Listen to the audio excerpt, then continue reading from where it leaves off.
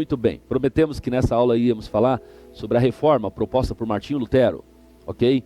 Lembrando a vocês que o Martinho Lutero não foi o único reformador.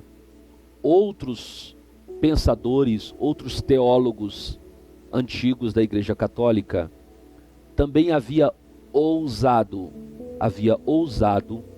contestar os ensinamentos agora distorcidos, toscos da Igreja Católica Apostólica Romana.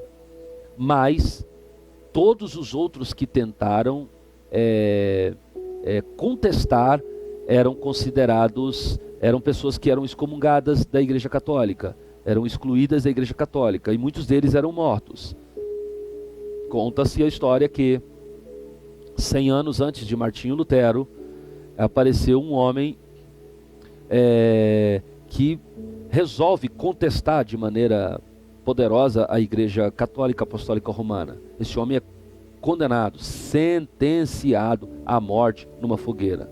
E ali na fogueira ele profetiza: olha, hoje vocês estão matando um ganso, né? Mas daqui a 100 anos vai nascer um cisne que vocês não poderão matar. 100 anos depois aparece Martinho Lutero, que era um monge agostiniano, alemão, e o seu rei, que era o rei da Germânia, começou a ter uma admiração muito grande por Martinho Lutero.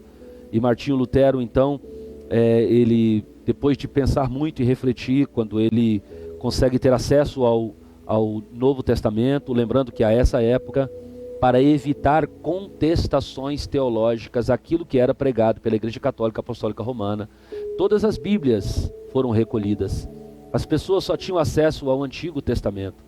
O Novo Testamento era apenas em latim, para as pessoas que tivessem acesso a um curso de doutorado na teologia.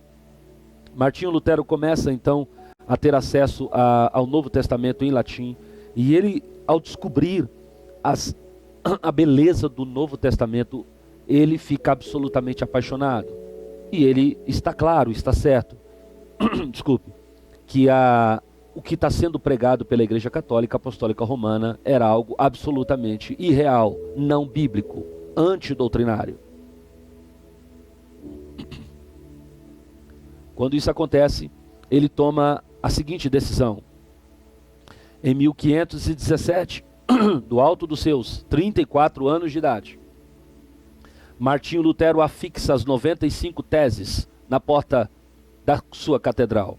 E ali ele começa então a grande revolução que nós vamos chamá-la de um movimento protestante. O movimento protestante proposto por Martinho Lutero não era um movimento de uma nova igreja. Não, senhores. Era um movimento na tentativa de que essa própria igreja, a igreja de Martinho Lutero, a Igreja Católica Apostólica Romana, enfim se convencesse de que uma mudança de padrões doutrinários era absolutamente necessária. Mas a Igreja Católica, do alto do seu poderio, não aceita isso. Mas Martinho Lutero não teve o mesmo fim que os seus antecessores, como João Hus, por exemplo, que eu acabei de citar, de ser queimado numa fogueira, porque o Martinho Lutero tinha a proteção, evidentemente, de Deus e do rei da Germânia. O rei da Germânia protege o Martinho Lutero e tira-o de cena. Martinho Lutero é levado ao Vaticano, é levado a Roma para um julgamento, mas ele tem a proteção do rei de que ninguém poderia tocar na vida dele. Ele chega naquele julgamento, depois volta e se exila num lugar escolhido pelo rei, e ali ele faz a grande obra da reforma de Martinho Lutero. Qual foi a grande obra? A fixar as 95 teses? Contestar a Igreja Católica? Não. A grande obra proposta por Martinho Lutero, que aliás coincidiu com o início da chamada imprensa, como conhecemos hoje. Ele traduziu o Antigo Testamento do latim para o alemão. E aí, a partir do alemão, o Novo Testamento é passado para todas as nações. As pessoas têm acesso, portanto, pela primeira vez, aos escritos do Novo Testamento, as cartas do apóstolo Paulo, as mensagens de Jesus. E tudo isso contestava frontalmente aquilo que a Igreja Católica Apostólica Romana vinha defendendo ao longo de centenas, milhares de anos. E quando isso acontece, a hegemonia do catolicismo romano é quebrado através da reforma protestante proposta por Martinho Lutero. Agora o mundo sai daquela época de sombras, onde o pensamento filosófico, a ciência, tudo precisava da bênção, da aquiescência da Igreja Católica, e passa a produzir obras mais livremente. É aquele período que nós vamos chamar na filosofia de o iluminismo.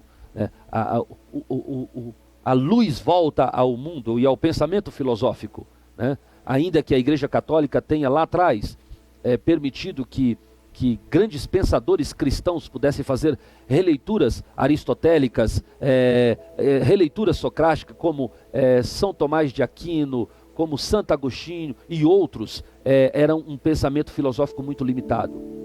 Agora, depois da quebra da hegemonia da Igreja Católica, a partir de 1500, começa a ser produzido de novo a filosofia, e até chegar onde nós estamos hoje, ok? Grandes pregadores, grandes expoentes da igreja se levantaram após esse período. Eu quero citar apenas 3 deles. O primeiro grande expoente da igreja é exatamente John Wesley. John Wesley, que nasceu em 1703, foi um dos grandes pregadores, um propagador do evangelho, da chamado evangelho reformado, né, pós-reforma, extraordinário, e as suas mensagens impactam as religiões até os dias de hoje. A gente vai falar isso quando citar a história de outras religiões. Estamos caminhando apenas e tão somente pelo rumo do pentecostalismo até chegar a nós. Outro extraordinário pregador, por volta do ano de 1850, um pregador chamado de Charles Spurgeon, que é considerado o príncipe dos pregadores. Spurgeon teve uma história extraordinária da propagação do evangelho, com um evangelho reformado, pós-luterano, algo extraordinário. Até chegar o ano de 1906. 1906, um pregador negro, americano, que havia se formado numa escola teológica onde só podia estudar brancos. E como não tinha uma classe para negros, ele estudava pelo lado de fora da classe, e vendo as pessoas aprenderem a teologia, e ele aprendeu também. E esse pregador, chamado Seymour, no ano de 1906, ele recebe a visitação poderosa do Espírito Santo. E ele, Seymour, declara, em 1906, que a grande evidência do Espírito Santo, do batismo com o Espírito Santo, na vida de um homem, era o falar em outras línguas. E aí então começa aquilo que a gente vai chamar de o grande reavivamento. Será o tema do nosso próximo encontro, o avivamento ou o reavivamento da Rua Azusa. Te espero na próxima aula. Deus abençoe a sua vida.